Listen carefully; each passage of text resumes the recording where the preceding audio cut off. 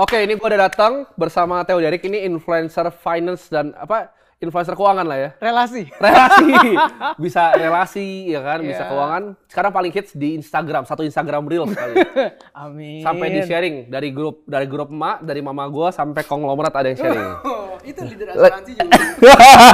Asuransi juga banyak. Iya, banyak. Ini banyak nih yang bilang kayak kok orang kaya begini, kan anak muda saya kayak begini. Iya. Nah, sebenarnya kita tuh udah kenal lumayan lama katanya, 4 tahun.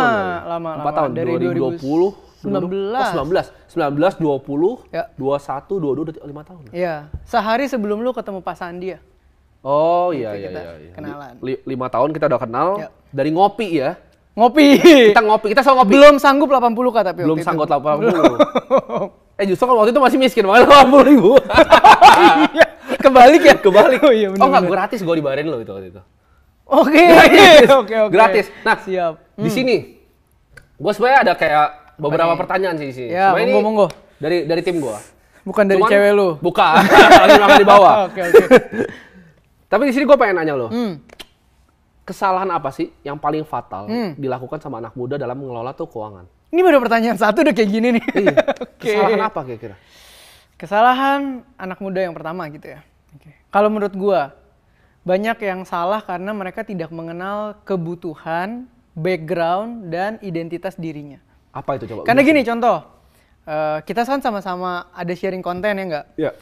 Biarpun values kita beda, tapi kan kita punya forte di bidang masing-masing ya. Tim dari dulu kita tetap saling respect gitu ya. Iya. Nah, akan ada audiens yang cocok banget dengan backgroundnya apa yang lo bawain. Ada audiens yang akan cocok banget dengan background apa yang gue bawain misalnya. Iya. Nah, tapi bedanya apa? Nah, bedanya itu mungkin background keluarganya, mungkin posisi tanggung jawabnya sekarang di rumah, mungkin dirinya cocok atau enggak, pengambil resiko atau bukan. Nah, itu yang akan membedakan mana yang bisa di-apply dan mana yang tidak bisa di-apply sesuai dengan kondisi mereka. Jadi kalau mau lebih detail dikit nih, misalnya lu kan banyak campaign tentang lebih ke berani ya kan, dan lu udah tunjukin sendiri gitu lo sampai di saat ini gitu ya. Kalau gue itu kan lebih yang kesannya itu lebih moderate dikit gitu ya, lebih diplomatis lah gitu ya gitu ya. Kontennya moderate, aslinya belum. Ya lebih kayak gitu ya. Nah mungkin bisa lihat situasinya. Oh kalau sekarang kemampuan mengambil resiko lebih kecil, bisa banyak belajar dari lu. Kalau sekarang kemampuan mengambil resikonya nggak bisa besar karena misalnya ada tuntutan orang tua segala macam, ya dia harus mau nggak mau ngambil yang lebih moderate. Jadi menurut gue semua konten kreator bagus yang berimpact, tapi lu harus kenal lu tuh paling cocok sama yang mana. Oke. Gitu. Nah, tapi kesalahannya apa yang biasa dilakuin sama orang? Kayak misalnya gue baru punya duit nih, let's say. Gue baru punya duit, gue misalnya jadi agen asuransi, baru dapat 10 juta per bulan pertama. Apa hal yang gue harus lakukan? Apakah gue flexing beli Rolex KW? Nah, ini yang gue bilang tadi, kesalahannya adalah gini. Lu pergi jadi agen proteksi lah ya, good job juga. Tiba-tiba ya lu dapet jackpot. Dalam 3 bulan, boom, klien gitu ya. Wih, lu langsung 30 juta per bulan. Yang harus lu lihat abis dapet duit 30 itu bukan showroomnya. Pulang ke rumah dulu. Bapak emak gue makan dari gue nggak? Oh enggak nih. Bapak emak gue bisa hidupin dirinya sendiri. Adik gue kuliah aman. Oh ternyata gue cuma perlu hidupin diri gue sendiri. Abis itu lu mau beli apapun serah lu. Ke showroom abis itu? Serah. Jadi kalau berarti ini 30 juta per bulan tuh udah boleh ke showroom. Iya enggak, ya lihat-lihat sebenarnya. Tapi kan kalau pekerjaan yang membutuhkan identitas, ya mungkin itu investment juga, kita kan nggak bisa ngejudge ya. Coba balikin, kalau tadi dia pulang ke rumah ternyata, bapak mak gue butuh gue per bulan segini, adik gue butuh gue bantu segini. Itu kan beda cerita langsung. Oke, ini ngomongin tadi soal showroom kan? Ya, lu demen ya emang gini-gini. Soal showroom. Kan tadi lu bilang, 30 juta per bulan tuh belum cukup buat ke showroom. Ini showroom apa kita nggak bahas ya dia? Nggak bahas showroom apa. Tapi berarti buat beli mobil gitu perlu berapa sih duitnya? Nah ini, banyak orang, gue nggak tahu ya termasuk lo atau enggak. Kadang kan orang suka bilang kalau mau beli mobil cash itu harus punya aset 20 kali lebih banyak dari mobilnya. Misalnya ya, 10 atau 20 kali. Masih gini, kalau buat gue, belum tentu semua orang sampai dia suatu hari dipanggil Tuhan bisa punya 20 kali 20 kali mobilnya gitu. Belum tentu. Ya kalau rezeki lu sampai situ ya bagus gitu. Tapi kalau enggak ya mungkin menurut gua, apalagi kalau misalnya lu bilang mobilitas gue tinggi nih. Gue punya orang tuh harus antar jemput nih, atau gue punya pacar yang butuh gue antar jemput juga nih, bantu gitu. Karena ya. Ada Grab teh. Apa? Ada Grab, ada Gokar. Ya misalnya lu merasa itu sebuah kebutuhan. Karena kan cowok beda-beda juga. Ada yang bisa bilang, naik Gokar aja. Enggak, ini tanggung jawab gue sebagai cowok lu. Orang beda-beda gitu ya. Jadi menurut gue sebenarnya ketika lu punya uang cash gitu ya, 2 kali 3 kali harga mobil, kemudian lo DP dulu, after that cicilannya itu cuman kayak 20% income lo, itu sangat sehat menurut gue. Nggak masalah ya? Nggak ada masalah. Oke, jadi lo at least punya 2-3 kali dalam format cash. Karena kita ngomongin majority orang Indonesia itu kan kemarin research-nya dari lu bukan ya? Yang 1% itu yang punya harta liquid di atas 800 sampai 900 juta itu cuma 1%. Bayangin gimana yang punya 20 kali harga mobil. Jangan-jangan cuma 0,00000 %. Jadi 2-3 kali udah boleh ya? Iya. Kalau sekarang gue udah ganti sih konsepnya. Gimana coba? Kalau gue bukan dari aset sekarang. Ya. Tapi gue dari income. Nah, coba gimana? Kalau gue income tahunan. Ya. 10-20% dibeliin mainan. Ini gitu. Oh, itu nice juga. Jadi income tahunan bukan aset. Karena gini, ini gue ngobrol sama teman gue soalnya yang duitnya banyak. Gitu. Jadi dia bilang kalau income, kalau aset tahunan nggak make sense buat gue. Karena mau beli sekecil apa gitu kan. Jadi, oh iya, memang. Sebesar apa? Memang. Kalau sebesar apa? Memang. Kalau duit TT kan jadi bingung kan. 10 kali, masa gue beli mobil 100 miliar, beli Pagani kan nggak gitu. Ini tuh berlaku buat orang-orang uangnya itu masih berbahaya ketika lu beli mobil. Oke. Kayak kemarin lu sempet bilang kan, dana darurat kalau 100M gak ada dana darurat kan. Oh, ini satu lagi yang gue belajar. Nah, coba ini seru kan? Ini seru banget. Gimana?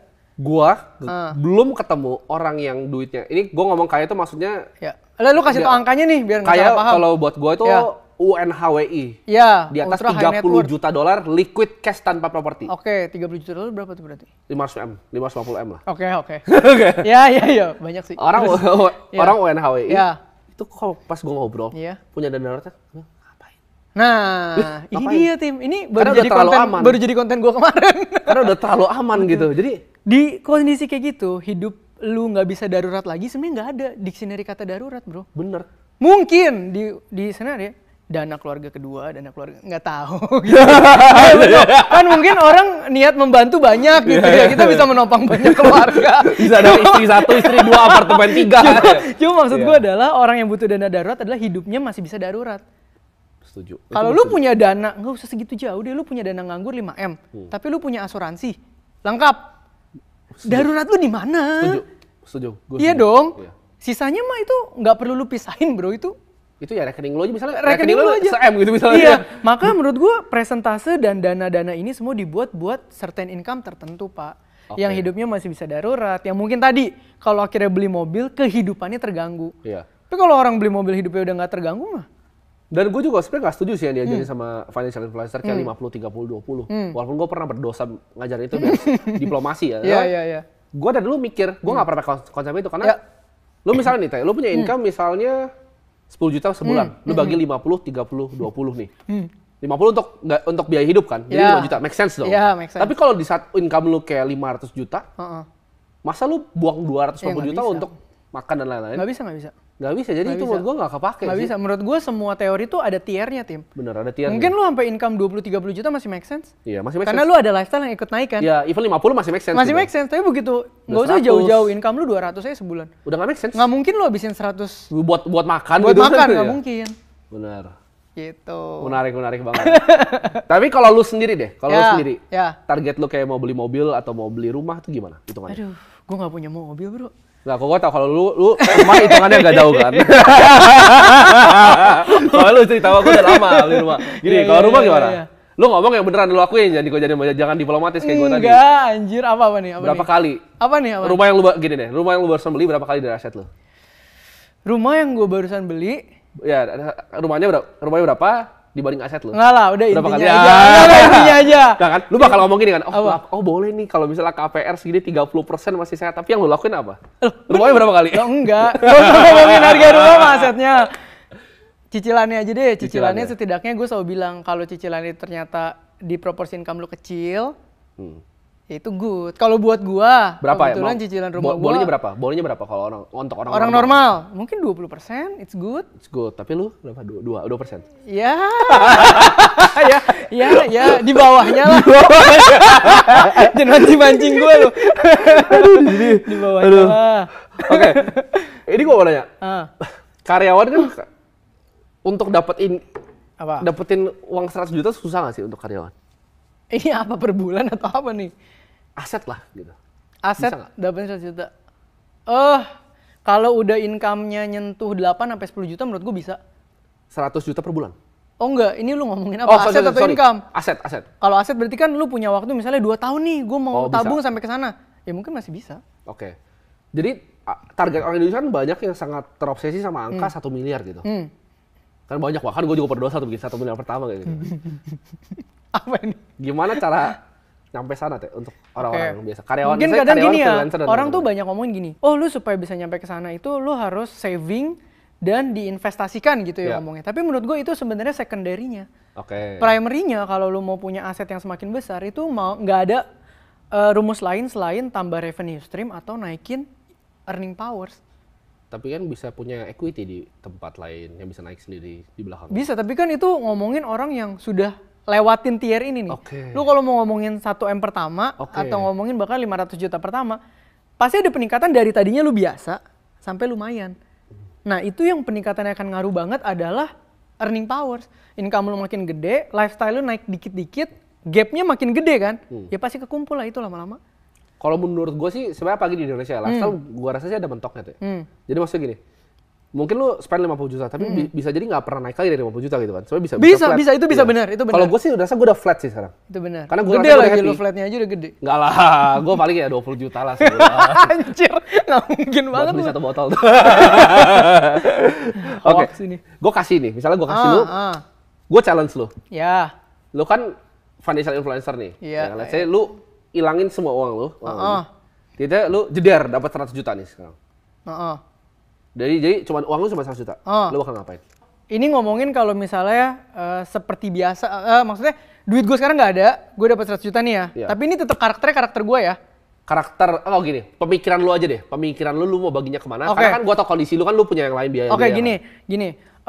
Gue itu kan gimana pun background gue entrepreneur. Maka gue orang yang sangat terbiasa melihat peluang. Jadi kalau lu nanyanya ke gue yang background entrepreneur, dapat duit 100 juta, mungkin bisa gue apa-apain dulu duitnya. Bisa literally mungkin 70 juta gue liquidin, 30-nya terserah, mau nyoba reksadana boleh, mau nyoba deposito dulu boleh. Ini kan ngomongin masih newbie tapi dapat 100 ya. Oh, bukan newbie, lu punya otak seperti sekarang teh. Oh, otak gue yang sekarang nih. Ilmu sekarang, tapi kondisinya ya biasa aja tapi 100 juta. Oh, gue apa-apain. Lu gak apa-apain? Enggak gue apa-apain, karena gue orang yang terbiasa melihat peluang dan ketika peluangnya ketemu gue harus ready tuh. Tapi kan kata semua financial influencer lu harus langsung invest teh. Compounding interest gimana? Beda karakter, beda penerapan. Kan gue bilang tadi, background gue entrepreneur. Tapi kita ganti ya. Misalnya gue sekarang seorang profesional. Oke, gue ganti profesional. Iya, bukan risk taker yang tiba-tiba ada peluang ini gue hajar. Bukan ya. Orangnya stabil nih. Ya mungkin 100 juta gue bisa gue balik lagi. Tujuan lu apa? Kalau misalnya lu orang yang lebih high risk, ya mungkin 40%-nya lu taruh di saham. Atau kripto nyobain split. Katanya kan kripto juga lagi recover. 30%-nya lu cairin aja di RDPU gitu kan. Nah dari 30% terserah lu mau coba obligasi atau cash juga nggak ada masalah. Karena menurut gue gini, lu dapat 100 juta itu tuh langkah pertama lu memulai. Menurut gue kalau langkah pertama memulai, jangan terlalu bikin aset lu nggak liquid dulu. Gitu. Ini gue baru bahas di podcast sebelumnya juga. Oh iya, gimana? Jawabannya sama. Sama siapa? Sama ada orang kaya. Dulu, ya. Amin, semoga suatu hari gue. Jawabannya sama, dia sebilang harus liquid. Iya. Kenapa liquid? Karena liquid itu lu bisa deploy kapanpun. Iya. Even misalnya dibilang sahamnya turun nih, turun 30%. Uangnya sisa 70 juta kan. Lu ada dapat deal apa nih? Itu. Yang lagi diskon banget, diskon 50% dealnya. Lu bisa cut loss di situ, lu bisa taruh. Karena liquid. Itu dia. Kalau lu bahkan lu biarin cash-nya 1 juta ya. Iya. Kalau dapat. Kalau gua juga. Iya, karena mungkin yang lu ajak ngobrol sebelumnya entrepreneur juga. Iya. Nah, mindsetnya begitu. Mindsetnya ada peluang nggak bisa ambil malah pusing. Iya. Orang kan banyak bilang langsung aja invest. Gua bahkan kalau gua bisa bilang gua kalau punya 100 bahkan gua pakai buat diri gua dulu. Nah, kayak apa tuh? Gua upgrade skill. Kalau gua belum punya skill ya. Karena gua rasa kalau uang lu aset lu 100 juta, otak lu tuh cuma otak orang 100 juta. Ya. Aset 1M, otak 1M. 10M. Nah, tapi ini benar sih. Sorry tuh saya bahwa cara lu mendapatkan uang semakin besar itu gameplaynya semakin beda dan gue pun merasakan. Karena gue belajar sama banyak orang juga ngobrol, gue baru ngerti, oh cara dapetin duit segini mainnya di sini loh, bukan ini. Oh level ini, oh mainnya begini gitu. Sama lah kayak belajar dari Bro Timothy. Enggak lah, sama-sama belajar gitu, sama-sama belajar. Nah ini gue pengen tanya lu, kan jadi kan di dunia influencer ini kan macam-macam ya. Ada yang sempat flexing untuk masuk penjara, ya kan? Ada yang nge-scam orang. Kan scam ibaratnya gue ngomongnya scam meter deh. Ada meteran. Ini scam masuk penjara, ini yang bersih gitu.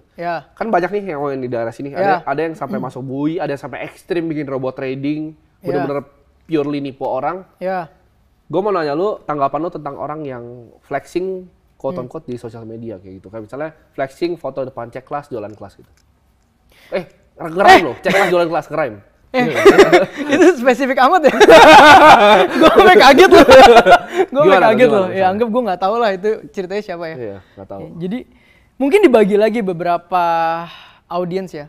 Kalau tadi lu ngomongin mungkin influencer punya traffic. Terus flexing asetnya, apapun itu untuk jualan kelas. In a business way, itu udah bener caranya.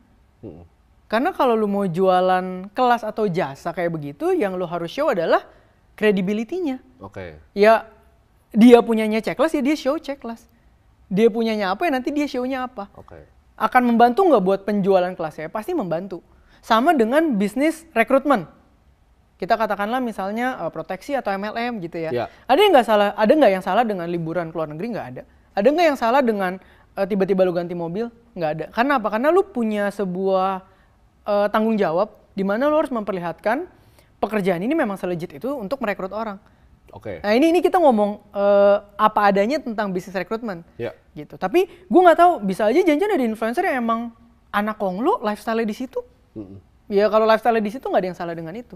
Tapi menurut lu definisinya flexing sendiri itu apa teh? Apa yang masuk dalam kategori flexing? Mungkin memperlihatkan apa yang lo punya kepada publik, itu sebenarnya menurut gue mungkin sebutannya flex ya. Kalau nge-gym kan bahasanya apa sih flex itu apa sih? Gitu ya. Berarti ada sebuah tenaga yang lo keluarin untuk memperlihatkan sesuatu kan. Either ada ototnya beneran atau enggak. Iya dong. Ya mungkin flex begitu. Cuma mungkin kalau gue boleh ngomong lagi, ada yang soft, ada yang hard.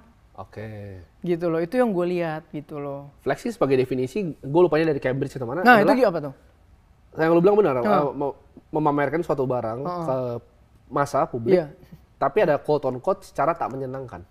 Ada. Jadi flexing itu secara tak menyenangkan. Nah, tapi gue bingung, apa yang termasuk tak menyenangkan ini? Karena kalau misalnya gue punya, contoh gue, foto gue cuci mobil ini pakai Avanza. Buat orang yang naik motor, menurut dia gue flexing kalau gue di grup pertemanan dia. Tapi buat gue itu gue cuma hanya sekedar foto mobil gue, buat happy gue. Nah betul. Tapi sama, misalnya gue pakai McLaren nih. Orang yang nggak punya kan kira flexing, tapi kalau teman-teman gue anak-anak mobil kayak biasa aja dia cuci mobil. Gue biasanya cuci Ferrari. Mungkin yang kita harus aware gini, itu kita ngomongin spektrum audience. Audience kita di sosial media nggak mungkin lebih banyak yang punya McLaren.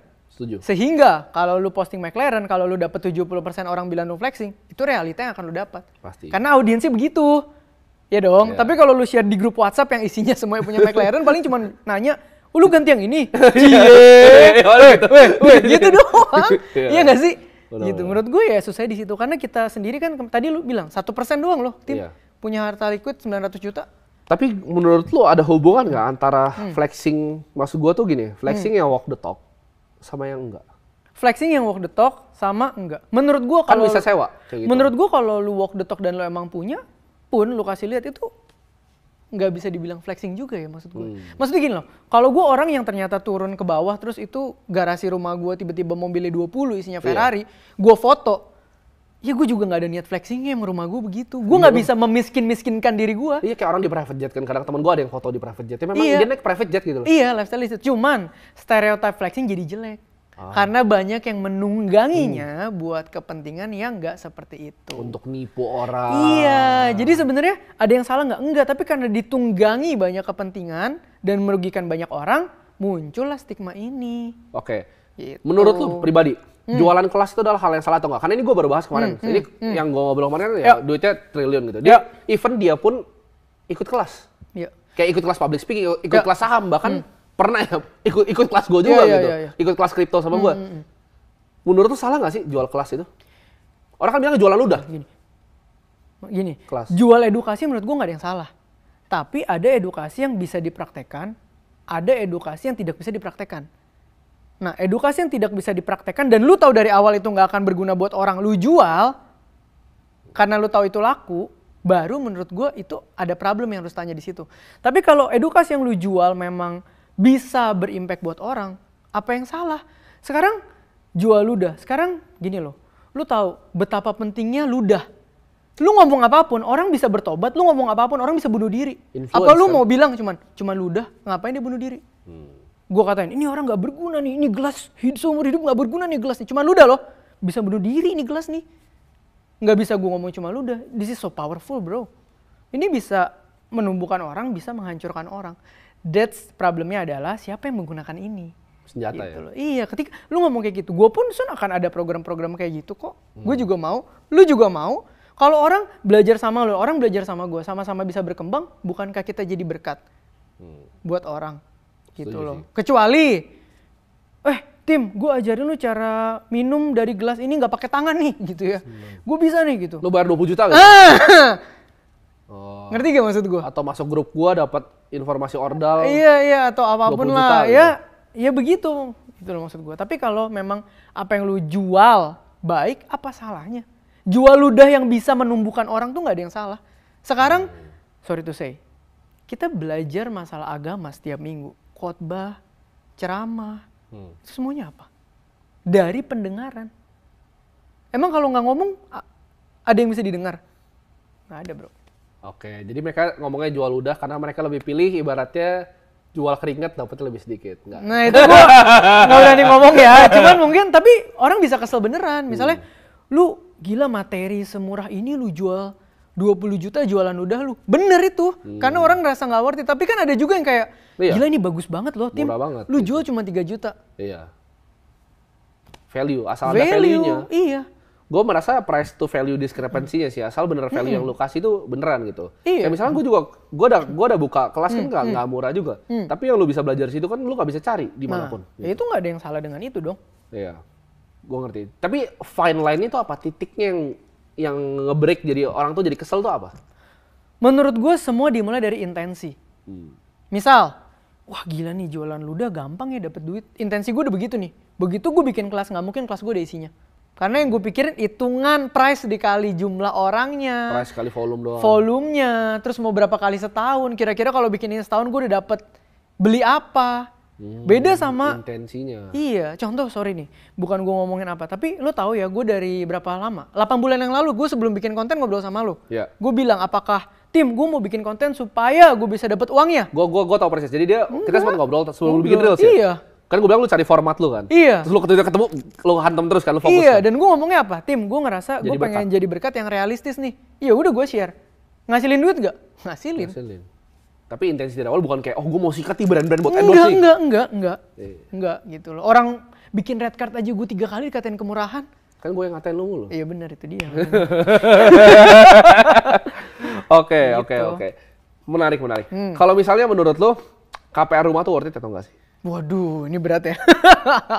KPR rumah worth it atau enggak worth it balik lagi sesuai kondisinya. Sini, kenapa kemarin gue bisa bilang ada kondisi worth it KPR atau enggak? Contoh ya, misalnya lu bilang, gue sekarang gak punya rumah, backgroundnya ya, misalnya lu sekarang gak punya rumah nih, orang tua lu gak punya rumah, terus lu bilang, gila gue mending sewa lah, ngapain gue bayarin bunga bank, gini, secara hitungan lebih baik.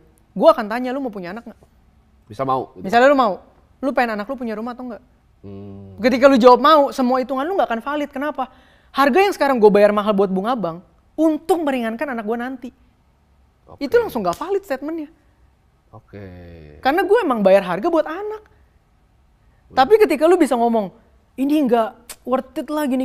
Mungkin 80% lu udah punya rumah yang dikasih sama orang tua lu. Lu nggak ngerasain nggak punya rumah dan nggak ngerasain bayar sewa tuh mahal. Dan lu mungkin nggak mikir nanti anak lu perlu bayar sewa rumah. Karena yang lu pikir apa? Sekarang gue udah punya rumah, gue warisin lagi aja ke anak gue. Udah ada rumah soalnya Udah rumah. Jadi lu mau anak lu punya rumah. Karena fungsinya itu beli properti. Iya, jadi kalau kayak gue yang rumah gue beli sendiri, gue mikirnya apa? Ya, gue akan bayar anyway buat apa? Supaya nanti anak gue nggak perlu KPR. Oke, kalau gue challenge ya. Iya. Misalnya lu bilang mau beli rumah KPR sekarang nih di kondisi lu, kan kita tahu manusia kan income-nya pasti naik kan? Betul. Ya nggak semua, tapi fluktuatif lah. Kalau lu biasanya naik gitu. Fluktuatif. Amin aja gue. Gue mau nanya gini. Apa? Kan tadi lu bilang itu kalau beli rumah KPR itu buat meringankan anak. Kenapa nggak gini? Kan kalau market rumah ini setahu gue ya. Lu bisa koreksi kalau salah. Iya. Market rumah kalau lu beli cash itu banyak banget yang diskonnya jauh. Betul. Kayak contoh, misalnya rumah di Pondok Indah atau di mana, itu banyak misalnya harga jual 20M sekarang bukanya 13,5. Betul. Karena misalnya contoh ada suami istri nih, cerai, butuh cepat cash asal ada duitnya. Iya benar. Harta gono gini. Ya. Benar. Kenapa nggak lu sewa? Uangnya lu pakai di investasi yang bisa ngasih return lebih tinggi. Sampai di titik itu lu ambil diskon dan rumah lebih besar tanpa harus bayar bunga. Bisa. Kan kalau aja, bisa kalau gue asumsikan sampai saat itu kondisi gue tetap begitu. Oke. Gitu loh. Kenapa? Gue mendukung juga kadang-kadang orang-orang yang mungkin punya income udah lumayan besar, mau KPR nggak ada yang salah. Apalagi kalau cicilan KPR lu cuma sekian %. Karena gini, lu bayar bunga ke bank, lu nggak rela, iya. Tapi lu pun kan bayar sewa ke pemilik properti. Jadi sebenarnya tetap ada cost yang lu keluarin. Kecuali pilihannya adalah lu sekarang nggak keluar, jadi keluar. Itu lu harus questioning yourself, rugi lah. Tapi kalau selama lu bilang, kalau KPR kan nanti kalau gue nggak punya kerjaan, misalnya gue nggak bisa bayar. Iya, tapi kalau lu nggak punya kerjaan dan lu nggak punya rumah pun, apakah lu akan tidur di Monas? Nggak mungkin. Tapi angkanya tuh berapa sih, Teh? Misalnya lu punya gaji 15. Buat lu ngambil KPR yang wajar tuh berapa sih? Wah, kalau gue nih ya, gue kan kiblatnya finansial sehat gitu ya. Jadi mungkin lebih kan ekstrim. Ada Teh, yang kayak misalnya 15 juta nih, dia punya KPR 8,5. Nah itu udah nggak dia harus sisihin. Dan banyak loh. Iya. Banyak yang begitu. Makanya tugas kita adalah men-encourage mereka naikin income untuk ambil KPR supaya lebih ringan. Bukan untuk orang jadi KPR semua ya, enggak. Tapi maksudnya ketika income lu besar, lu punya opsi lebih banyak lah. Lu punya opsi lebih banyak. Nah, berapa? Misalnya lu punya gaji 15 juta, bolehnya berapa? 3 juta kalau menurut gua. 3 juta? Iya. Oh, jauh berarti ya? Jauh. 1/5 lah, 20%. Iya, 20-30% lah. Mentok-mentok mungkin 4. Biar lu ada nafasnya ya? Iya. Soalnya kalau gua ngerasa ya, sistem perbudakan modern tuh sama kayak perbudakan zaman dulu. Yang orang tuh zaman dulu kira budak tuh dipecot segala macam kan. Mereka dikasih rumah, dikasih makan. Bedanya apa sama sekarang? Bedanya sekarang dikasih hutang kan, formatnya uang. Benar. Tapi gini bro, kita harus tahu bahwa setiap manusia itu ada yang dilahirkan bisa naik kasta, ada yang dilahirkan bisa meroket tembus kasta, ada yang dilahirkan belum tentu sampai akhir bisa naik kasta. Itu lo percaya settingan dari awal? Gue tidak percaya settingan, tapi gue percaya itu sebuah sistem. Karena kalau semua orang bisa naik, nggak mungkin ada orang kaya banget. Menurut gitu. Lo, apakah pengusaha, entrepreneur kayak kita, itu dipelajari lewat tempat, lewat inkubator atau apa, atau memang dilahirin? Gue nanya ini ke banyak orang sih. Menurut gue, entrepreneurship itu sebenarnya either you have it or not sih. Tapi lo bisa dipertajam lewat ngobrol sama pembisnis lain. Paling enak tuh ngobrol sama pembisnis lain bro. Mereka tuh kalau udah ngobrol pengalamannya, lu tuh bisa dapat hacks-hacks yang kayak anjir kayak ada baca buku kan rasanya, cara kayak begini gitu. Tapi memang susahnya adalah ketika kita belajar terlalu banyak teoritis, jatuhnya itu akan lebih guna jadi konsultan bisnis daripada pembisnis itself. Kebayang ya maksud gue? Kebayang. Ya lu ngerti lah maksud gue gitu loh. Tapi dua-duanya mungkin dibutuhkan. Iya, kalau konsulting kan dibutuhkan karena CEO-nya nggak mau disalahin kan. Jadi CEO biasa hire konsultan karena biar itu dia bisa kasih alasan ini konsultan punya. Ini decision bukan dari gue nih. Iya. Kan fungsi itu, sebenarnya itu doang. That's only ini. Bener-bener kalau sama lu ya.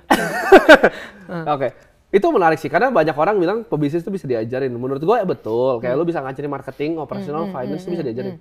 Tapi kayak lu kan zaman lu gue tau bisnis udah lama dari kuliah. Kayak beraninya itu, lompatnya itu loh. Iya. Itu gak bisa diajarin. Risk profile-nya itu gak bisa dipaksa. Iya. Kayak lu berani hantam duit gitu loh. Teman lu butuh, Teh gue punya usaha ini nih. Iya. Kira-kira cash flow segini, gue mau uang misalnya 200 juta. Iya. Kalau orang kan kadang, 200 juta nanti hilang. Kalau lu sikat. Bener, sikat. Iya. Terus dapat cash flow sampai sekarang. Iya. Cara mandangnya itu beda sih Pak memang. Tapi bukan berarti yang kerja juga underrated lawan entrepreneur ya. Ya lu dilahirin cocoknya jadi apa aja lah. Iya, nggak ada yang salah kok dengan kerja. Nggak ada yang salah. Nggak ada yang salah dengan kerja.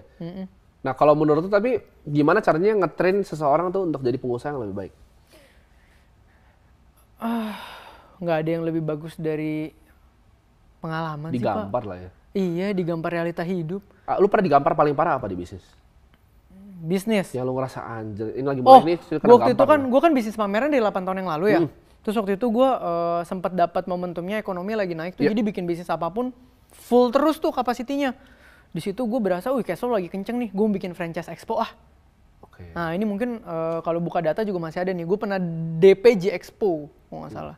Itu 200 juta kalau nggak salah sehari. Terus gue pikir, bisa lah bikin franchise expo, orang gue ngumpulin tenan ratusan, masa nggak bisa gitu ya. Terus udah DP, baru nyari.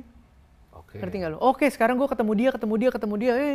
Ternyata turns out gue baru belajar, oh event kayak gitu pertama rata-rata rugi ya.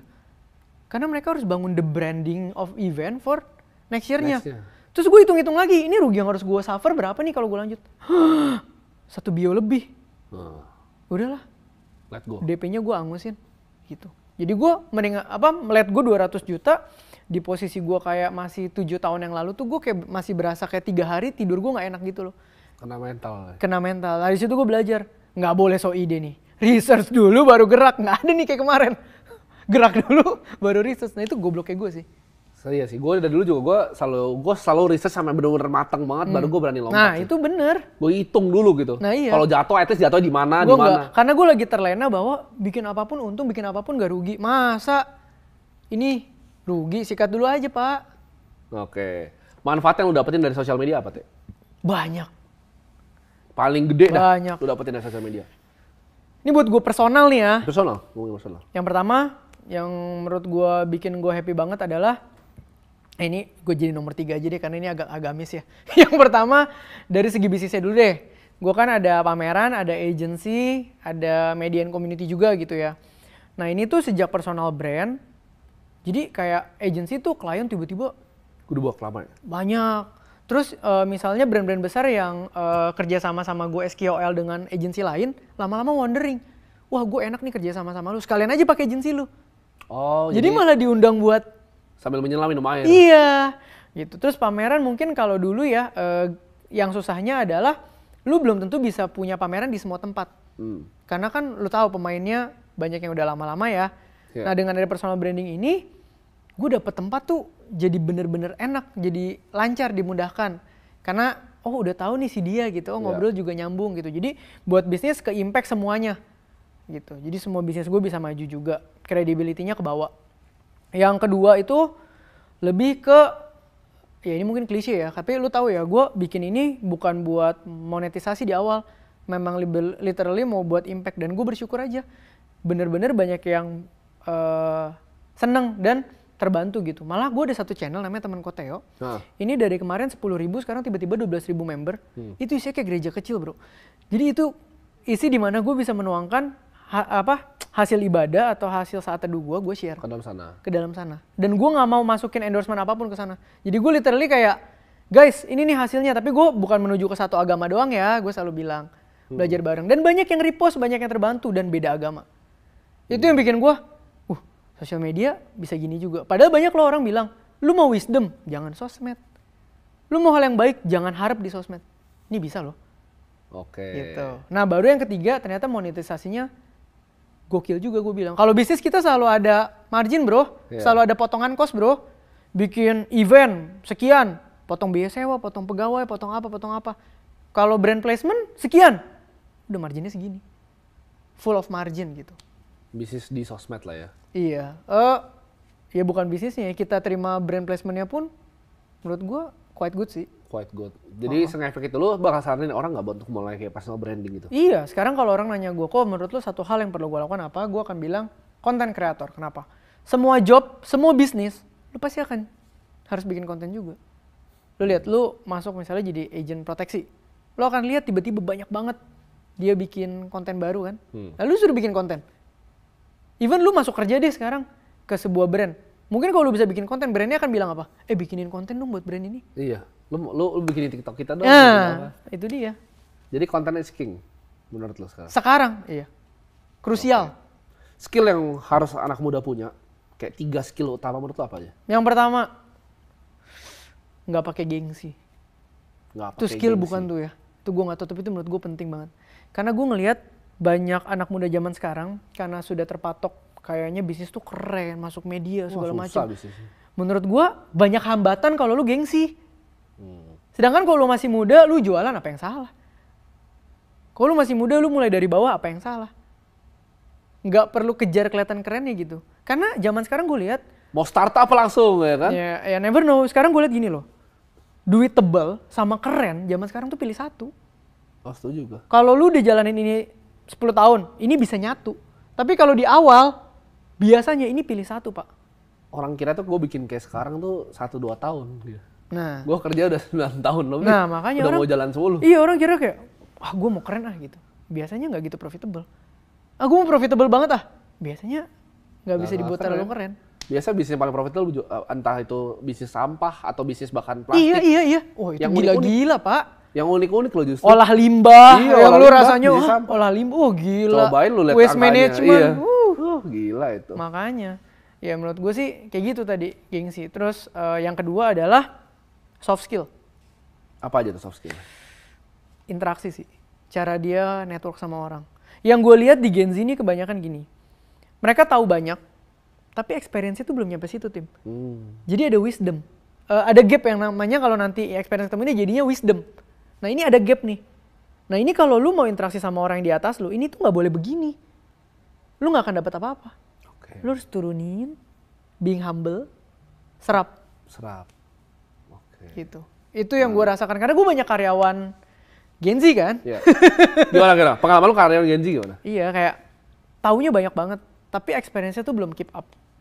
Jadi yang gue mau kasih adalah ruang buat mereka belajar mentok.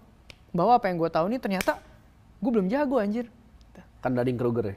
Iya, nanti lama-lama mereka makin ngerti. Tadi udah 2 ya? 2. Yang ketiga, belajar manage uang. Kenapa tuh manage uang? Manage uang. Karena masa-masa muda itu adalah masa-masa di mana lu bisa explore banyak hal. Resiko hidup lu belum tinggi. Tapi kebanyakan orang selalu mikir bahwa ini juga waktunya main-main. Ngerti gak? Misalnya umur lu 20 sampai 25, rawan lah lu kena tiba-tiba jantung misalnya. Kita kan gak pernah tahu ya. Dulu ya YOLO hajar terus. Lu gak tahu umur 26 lu kenapa-kenapa gitu loh. Jadi menurut gue biarpun lu enjoy your youth, it's okay. Tapi gak ada salahnya preparing. Oke, money management maksudnya gimana, Tem? Money management ya itu, simple banget. Income lu gede, lifestyle lo termanage gitu ya, tetap lo boleh ikut ngapa-ngapain, tapi tetap gap ini tuh sisain gitu. Jangan habis aja. Tapi sebenarnya bebas kan mau ngapain aja, selama ini masih sisa berarti? Iya. Berapa sisanya ideal menurut lo? Beda-beda ya, kalau misalnya buat orang yang nggak harus, profil risikonya nggak tinggi, maksudnya mereka orang tua masih kerja segala macam, lu mau sisain cuman 20-30% nggak ada masalah. Kalau pribadi berapa? Kalau gue dulu 50. Minimal. Sampai 60. Dari awal ya? Dari awal 50? Dari awal. Itu kalau income bulanan. Kalau gue dapat dividen misalnya jeder dapat 200 juta gitu ya. Gue selalu bilang, kayak berapa tahun yang lalu dapat 200 juta. Kan gue selalu bilang, gue tabung bisa 175. Orang tuh bilang banyak gue tuh agresif banget kan. Mungkin orang juga kira gue sosmed agresif. Tapi agresif gue tuh sangat amat calculated. Maksudnya apa? Iya. Karena gini, gue tuh dulu, kalau gue agak lebih ekstrim dari dulu sih, gue 80. Wah gila banget. Dulu gue tuh udah mampu beli Alphard dan lain-lain, mobil gue tuh waktu itu masih Ford Fiesta.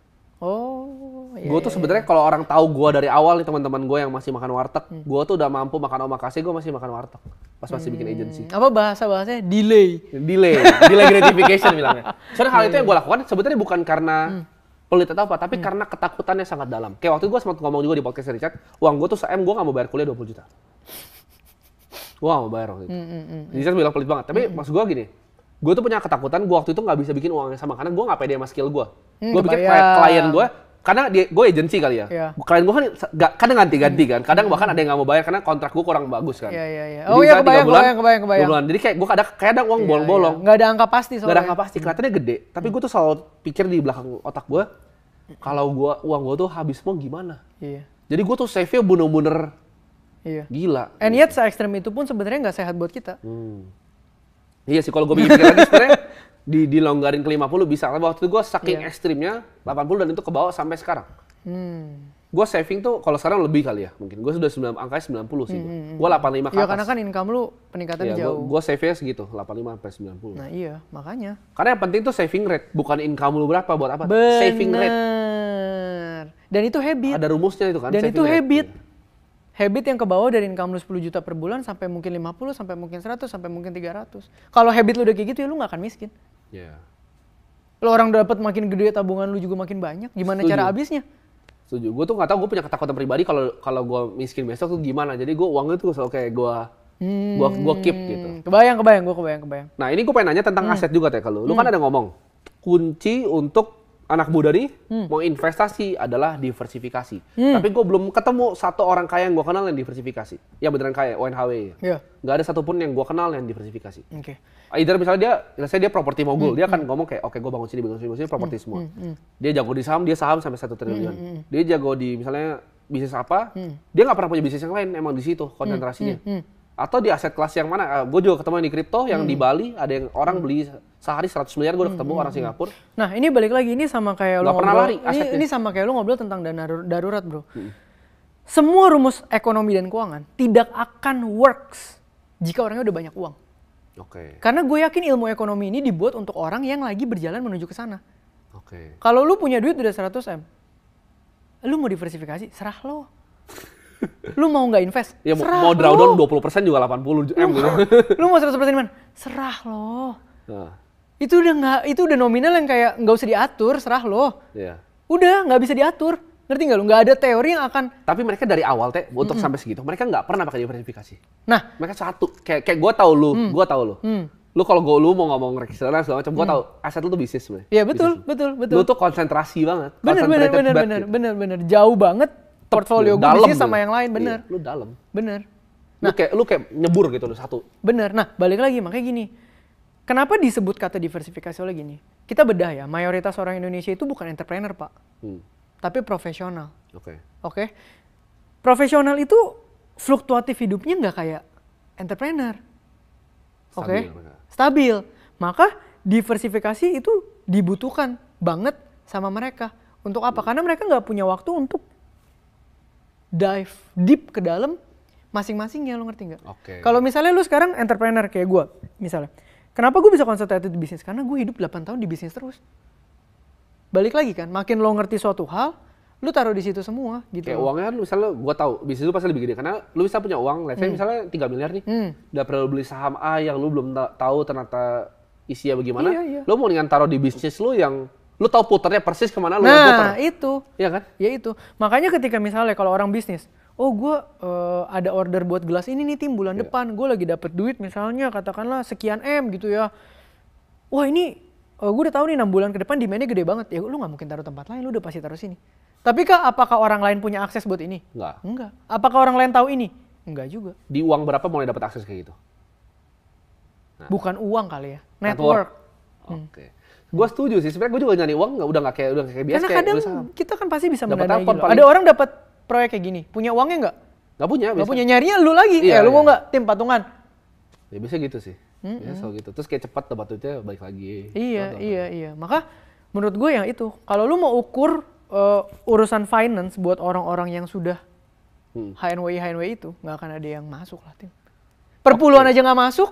Nah iya, gue ayo. Perpuluhan 10% yang terlalu besar. Nah, 1 triliun perpuluhan 100 M. Gerejanya goyang nggak? Ini kan kita ngomong realistis dong.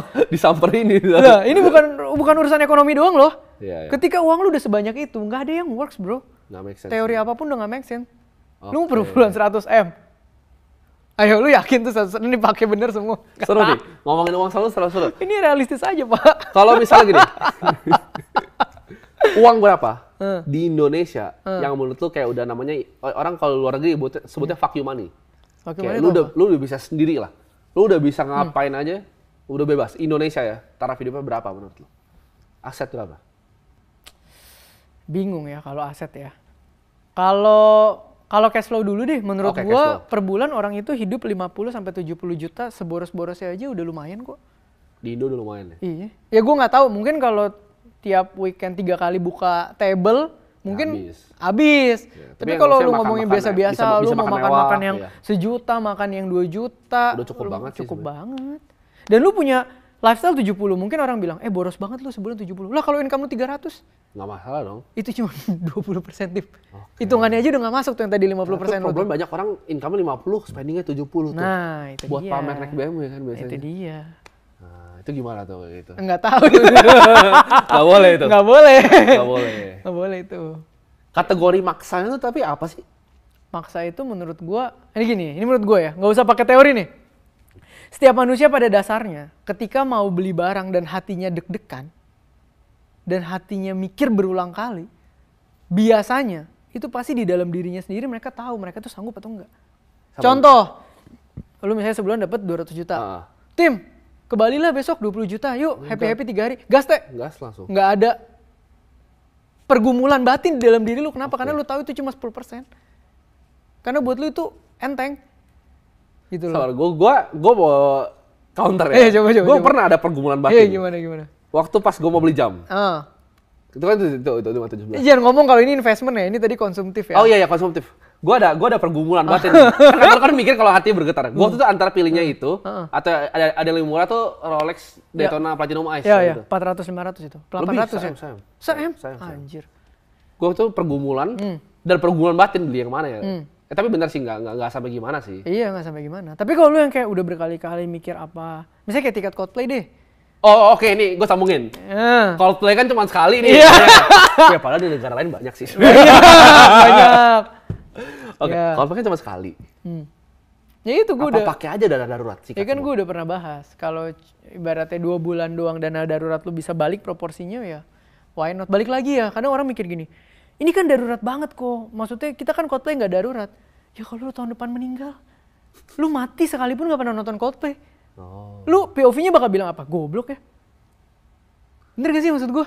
Tapi ini yang selama hitungannya sehat menurut gue, personal finance itu ya personal, nggak ada yang bisa ngejudge. Gue setuju, tapi kan orang influencer finance zaman sekarang, apalagi yang financial advisor nih, bikin ini tuh kayak aturan yang baku gitu loh. Menurut gue nggak ada kayak mereka keluar-keluar, dana darurat tuh harus 6 bulan. Teori gue paling benar 6 bulan gitu. Padahal gue ketemu orang ya, gue jujur ya, gue dari awal kerja, gue nggak pernah seumur hidup punya yang namanya dana darurat. Padahal gue salah, gue berdosa. Gue ngomong itu waktu itu. Gue ngomong kayak kalian harus punya. Tapi gue pribadi gue gak pernah punya. Iya karena duit lu udah banyak. Nggak, dari awal gue masih gak punya duit, gue gak pernah. Karena gue gak pernah ngerti konsepnya. Dan lu mulai sangat muda. Sekarang anak umur 16 tahun mana? Lu berapa? Mulai umur berapa? 15 tahun mana yang udah mikir, anjing abis ini gue dari resiko. Gue kayak mungkin bisa kena jantung nih. Aduh kalau kolesterol gimana tiba-tiba stroke. Nggak ada tim. Tapi ketika lu mulai, apa yang lu mulai sekarang di umur 30, beda. Bener gak? Gue dan lu bingung sih konsepnya, gue bilang kenapa ya? Iya, lu begadang, lu gak bakal mikir lu Sabtunya perlu siapin duit infus. Even salah satu yang gue gak pakai, gue gak tahu sih ada yang bilang bodoh atau enggak. Kayak misalnya, ini contohnya mungkin ada yang nyerang kali, asuransi mobil aja gue gak punya. Karena I just don't get why. Ada yang bilang kan, ini correct me if I'm wrong, gue bisa salah. Mungkin ya anak-anak mobil yang lain lebih ngerti, bisa benerin gue. Tapi setahu gue kalau tabrakan dan agak parah, dan banyak harus diganti. Karena misalnya kalau brand mobil kayak, let's say, misalnya gue ngomong kayak terakhir kejadian Porsche gue tuh tabrakan, itu benernya tuh 100 juta kan. Tapi kalau misalnya lu pakai asuransi di bengkel tertentu yang cuma bisa benerin mobil itu, dia belum tentu kayak, yuk semangat untuk kerjain. Gue tuh 2 minggu beres. Tapi kalau misalnya kemarin teman gue aja S-Class nabrak kacanya, itu dia harus inden, diambil dari Jerman 1 bulan, kaca depannya. Itu pakai asuransi? Pakai asuransi. Kayak bengkel tuh, karena dia masih tunggu asuransi cair, baru dia pesan. Sedangkan kalau lu, gua DP hari ini, lu langsung kasih dia cash gitu ya? Gua DP, dia langsung pesan semua barangnya, terus lunasin pas selesai. Iya. Beda di tempo doang ya sebenarnya? Tempo, tapi kan kalau untuk pengusaha, waktu tuh sangat amat penting. Dan menurut gua, kalau gua nunggu sebulan, mungkin waktu gua lebih mahal dari bener. Nah ini udah case by case banget. Nggak semua orang waktunya semahal lu. Bukan. Tapi gini mas, bener dong. Kalau dari... Kalau orang itu mikir kayak, waktu gue biasa-biasa aja nunggu sebulan nggak ada apa-apa. Nggak jadi masalah buat dia bro. Bener sih. Ini personal banget pak. Tapi mas gue gini, ada kemungkinan nggak sih boleh untuk nggak punya misalnya asuransi? Kalau untuk mobil segala macam gue bebas ya, tapi kalau untuk diri harus. Untuk diri harus? Ini gue open aja ya, kalau gue sih gue ada sih ya, tapi gue bahkan udah lupa kayaknya. Jadi gue waktu itu terakhir sakit ditanya kayak kartunya di mana, gue nggak tahu bahkan karena gue ada bayar sih, gue ada bayar asuransi kesehatan dan gue disclaimer gue bukan expert di insurance, gue nggak ngerti sama sekali. Tapi waktu itu gue pernah. Tapi penghasilan lu sebulan? Enggak lah, kecil lah penghasilan. Seminggu. Oke, jadi gue waktu itu sakit dan gue kan ditanya berapa terus ditanya orangnya. Ini kan ada yang kalau di rumah sakit tuh kalau kalian tahu ada yang asuransi sama ada yang bayar enggak kan. Yang asuransi kan ramai banget. Gue tinggal ke sebelah, gue kayak yang cash. Saya berapa? Oh segini, gue bayar terus gue keluar. Kayak menurut gue there's no. I don't see. Ya balik lagi beda pak. Maksud gue gini. Maksudnya gue balik lagi ya. Kalau lu punya amount of money yang kalau asuransi travel gue mungkin ngerti atau asuransi tanggung gugat itu gue ada by the way. gue ada asuransi tanggung gue in case gue kena gue. Karena sebenarnya asuransi itu sangat dibutuhkan untuk orang yang nggak punya tabungan cash tebel, Pak. Oke. Karena opsinya kalau lu nggak punya tabungan cash tebel dan tidak ditanggung sama pihak asuransi, lu harus ngapain? Berhutang. Itu yang bahaya. Bisa merusak hidup lu. Atau misalnya lagi investasi lagi turun, harus di cut loss. Ada kerugian-kerugian seperti itu. Gitu. Balik lagi, Pak, apapun teorinya, kalau duitnya banyak, nggak works. Include perpuluhan. Ini kalau yang agama gue nggak ikutan dia. Gue nggak ikutan ya. Jokes aja guys, jokes. Oke. Kemarin. Apa? Boleh dah kita sangkutin dah. Wah ini gila nih, ini panas nih. Apaan? Panas nih. Apaan? Kemarin, gue itu dengar di Reels. Gue bahkan nggak tahu namanya siapa. Yeah. Gue udah lupa mukanya. Gue cuma sekilas udah jam 2 pagi. Ada satu pendeta ngobrol tentang flexing. Pokoknya dia ngomong tentang flexing banyak kayak itu nggak baik. Tahu nih gue ini. Parah. Terus gue liat jamnya, buset. Kok sama kayak punya gue? Nah itu gimana menurut lo? Jamnya sama sama punya gue, lo liat ya, sama kan? Ini berat ya? Nggak, tapi di videonya. Itu exactly di videonya gue punya jam tangan yang sama dan gue tahu harganya berapa. Oke. Kan dia bilang flexing, anak muda jangan pamer, dia bilang. Tapi itu dia punya warna yang gold kali. Ya sekarang gini sih ya, ini harus dipisahin dulu ya. Itu M loh harganya. Iya, ini harus dipisahin dulu ya. Pertama, masalah flexing atau enggak flexing, menurut gua, memang gua belum ketemu contoh-contoh orang yang flexing terus lebih dicintai daripada dibencinya. Setuju. Di Indo. Setuju. Menurut gua. Setuju. Jadi kalau lu cuma nanya gua dari mending flexing atau enggak, kalau enggak ngeboost bisnis lu banget atau nggak usah. Emang network lu nggak di situ atau lifestyle lu nggak di situ, sebenarnya nggak ada poinnya menurut gua. Tapi kalau lu gain benefit di sana yang bisa lu tuker sama kebencian masyarakat, nggak ada masalah. Balik lagi lu yang tahu nilai ukurannya. Yeah. Nah, yang kedua adalah gini. Itu lu alihin tuh. Tadi gua ngomongnya tentang spesifik tuh. Iya, ada dua tuh ya. Ini flexingnya, ini Festernya, ya gitu, dong. Tadi kan lu gabung, gue pecah dulu. Yo, pesannya soalnya bener nih menurut gue. Oke, baru kita bahas yang festernya. Beda ini quote-unquote gue bener-bener lupa loh. Iya. Gue bener lupa namanya siapa. Di otak gue masalah ada gambaran mukanya. Sumpah nggak. Kalau ini gue cuma scroll. Iya. Yang gue fokus begitu dia ngomong. Gue tuh kan kalau tau editan reels kan yang zaman sekarang yang kayak ada tulisan-tulisannya. Ya gue cuma baca tulisan, gue bahkan nggak lihat. Terus gue dengerin. Terus gue lihat aja. Iya, gue kebayang. Susah gini Pak, memang gimana ya? Memang untuk beberapa sistem ekonomi, gereja nggak bohong itu pasti legit banget. Menghasilkan uang itu pasti banyak banget. Karena gereja menghasilkan uang? Pasti dong. Ini kan semua orang tahu. OPEX-nya rendah ya? Pasti dong. Kenapa pelayanan? Ya karena kan mungkin bidang agama ya, pajaknya pun nggak terlalu ketat segala macam. Yayasan kan? Itu yang pertama dulu dong. Itu yang pertama. Maka kalau ada uang numpuk di situ itu udah pasti wajar. Tapi yang harus kita lihat adalah apakah jangan-jangan emang lifestyle pastornya di situ? Bisa aja dia pengusaha, siapa bisa yang tahu? Aja memang dia pengusaha dan dia tidak mau menyentuh uang gereja. Ya pasti ada lah. Gue yakin pasti ada yang memang dia pengusaha. Iya, we never know. Cuman susahnya adalah ketika kita mau membawa banyak jemaat mengenal Tuhan dan jemaatnya banyak yang menengah ke bawah, kemudian ada ajaran seperti ini dan mungkin pastornya kelihatan mewah, ini kan yang jadi susah. Tapi kan yang dia ngomong sebenarnya kan yang masalah untuk gue adalah yang keluar dari mulutnya adalah flexingnya. Iya. Sedangkan di video yang sama, gue lihat jam tangannya. Kalau misalnya kan buat dia banget. Itu lifestyle-nya, jam tangan yang dia punya cuma itu. Tapi dia ngomongnya konteks flexing tentang barang mewah waktu itu. Iya, maksud gue gini. Anak muda nggak boleh katanya flexing dengan barang mewah. Flexing dengan barang mewah di otak dia, gue yakin ketika ngomong itu dia berpikir seperti maksudnya ada intensi sengaja untuk menunjukkan. Ya kalau sekarang balik lagi, kalau memang dia lifestyle begitu dari kecil udah pakai jam itu, dia bisa aja unconsciously Pak. Dia kan bisa bilang, lu jangan salahin gue emang kaya. Bisa juga. Masa gue harus jual jam gue ganti yang lebih murah? Iya, gue cuma punya jam ini di rumah. Misalnya Pak, kita nggak pernah tahu. Setuju. Makanya gue selalu bilang apa ya, hak untuk menentukan siapa benar dan salah bukan di kita. Setuju banget. Kita belajar aja udah dari apa yang ada. Oke. Kadang-kadang kasus flexing itu menurut gue kasihan buat orang kaya. Lu mau maju apa sih DPR ya? Partai mana ini? Diplomatis banget ya. Silahkan ya kalau ada ketum-ketum partai, orang-orang nih. Iya. Sayang mukanya tinggal Cina gue ganti. Oplas di Korea. Belum. Iya, maksud gue ya gitulah. Maksud gue flexing tuh kadang kasihan buat orang kaya menurut gue Pak. Bayangin Pak, mereka tuh nggak boleh memakai lifestyle-nya sendiri gitu loh. Padahal emang biasa begitu gitu. Iya, kalau mereka boleh teriak, masa gue sekarang harus memiskinkan diri kan nggak mungkin. Lo bener dong. Sebenarnya bener sih. Tapi audiens sosial media atau masyarakat Indonesia kan memang orang kayanya lebih sedikit. Itu menurut gue realita. Oke, jadi flexing sebenarnya karena orang nggak suka kan? Mungkin. Contoh orang makan warteg ngeliat temennya yang posting di mall, menurut dia ini flexing. Iya. Karena nggak nyampe. Bisa aja kan. Biasa di mall, lihat omakase, lihatnya flexing. Iya. Itu relatif nggak sih? Nggak usah harta, Tim. Nih gue balikin lagi ke yang lebih simple tapi agak dark ya. Misalnya, gue ngelihat lu makan sama bapak lu. Gue bisa iri. Flexing lu punya bapak. Gue nggak bisa makan sama bapak gue. Wow. Nggak bawa harta loh. Bener sih. Ayo lo.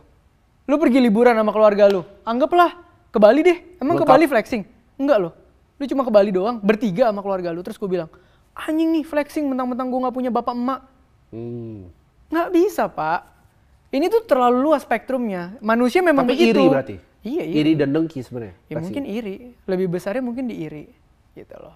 Oke. Jadi makanya gue bilang. Itu yang gue cari dari tadi kata-kata. Iya, makanya ketika lu bilang bahwa flexing sama gak flexing, pasti flexing lebih banyak yang gak suka ya karena kesenjangan itu udah pasti. Oke, jadi tapi apa yang lo ekspektasikan? Karena tesis gue adalah terhadap dunia ini adalah kan orang bilang ini akan semua akan makin baik, enggak? Tesis gue distopia, di mana ini akan semakin jauh. Betul. Nah, menurut gue yang harus bijak adalah gini. Gue punya jam tangan mewah misalnya. Gue lihat dulu audiens gue siapa. Kalau audiens gue punya jam begini semua, gue pakai 4-5 ya juga nggak apa-apa nih begini-begini. Nggak bakal dibilang norak. Tapi kalau occasionnya apa nih? Gue lagi mau pergi bansos, bagiin sembako. Nggak mungkin gue pakai. Gue harus filter mana yang bisa lihat harta gue, mana yang nggak usah. Karena bisa aja di satu tempat ini jadi... Kalau gereja harus difilter nggak? Apa? Kontennya bansos, kalau gereja harus difilter nggak? Tergantung audiensnya. Okay. Kalau misalnya audiens lu sekarang orang kaya semua, nggak perlu lu filter. Oke. Ada dong pasti domisili gereja yang isi jemaatnya kaya semua. Pasti ada. Oke. Menurut gue bijaknya di situ. Lu lihat audiens lu siapa, ya lu sesuaiin lah mana yang lu jadi berkat, mana yang lu jadi batu sandungan. Oke, jadi lu harus lihat fine line-nya di situ ya? Iya, sesimpel gini deh. Lu kumpul keluarga nih. Keluarga lu kan gak mungkin semuanya lu bikin kaya karena lu kaya kan? Misalnya, oh ada paman lu baru kena musibah, anaknya lagi susah cari kerja. Mungkin gak begitu kumpul keluarga lu pakai nih jam tangan berapa M lu terus lu bilang, oh cari duit gampang. Mungkin gak? Gak mungkin. Ya, tempatnya di situ salah. Oke. Tapi kalau ke tempat lain yang mungkin isinya orang begitu semua, nggak ada masalah. Pertanyaan terakhir dari gue, kan gue tadi terlalu panjang ya. Ini paling panjang ya. Nah, gue pengen pertanyaan terakhir.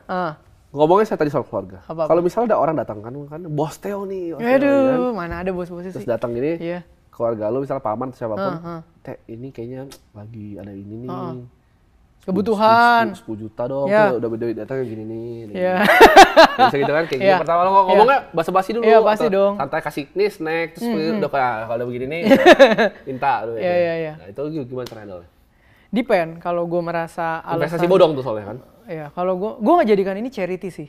Jadi kalau gue lihat memang alasannya serius, dan gue tahu track recordnya dari dulu, oh ini emang mau usaha tapi jalannya kepentok nih. Kan ada ya tim, orang berusaha maksimal tapi kadang ada aja loh yang jalannya nggak kebuka juga. Itu gue gak percaya sih sebenernya. Kadang. Ya lu gak pernah tahu ya. Maksud gue bisa aja lu rajin banget lagi mau tanda tangan proyek, budung tabrak truk. Oh iya. Gak jadi juga gitu maksud gue. Gitu ya. Faktor X lah. Iya faktor X lu never know ya maksud gue. Nah maka kalau menurut gue yang bikin dia ini adalah faktor X, ya gue lihat serelanya gue berapa. Tapi itu udah gue kayak udah nih gue gak bakal harap itu balik, anggap gue charity aja berkat gue bagi ke lu. Oh lu gitu. Lu bahkan gak minta lagi ya? Terus lu misalnya nih dia minta 100 juta nih. Lu mampunya misalnya 30 atau 10 nih, misalnya lu mampunya 10 bahkan. Lu kayak udah nih gue kasih 10 tapi gak usah balikin. Iya. Ya gue gak akan bilang gak usah balikin, gue kasih aja tapi dalam hati gue mau balik gak balik, ya udah. Rata-rata dibalikin atau enggak? Ada yang balik, ada yang enggak lah pasti. Pastilah itu. Mantap ya, seru ya. Seru. Sampai berjumpa next time, karena gue yakin ada yang bakal minta lagi nih part 2. Waduh, siap.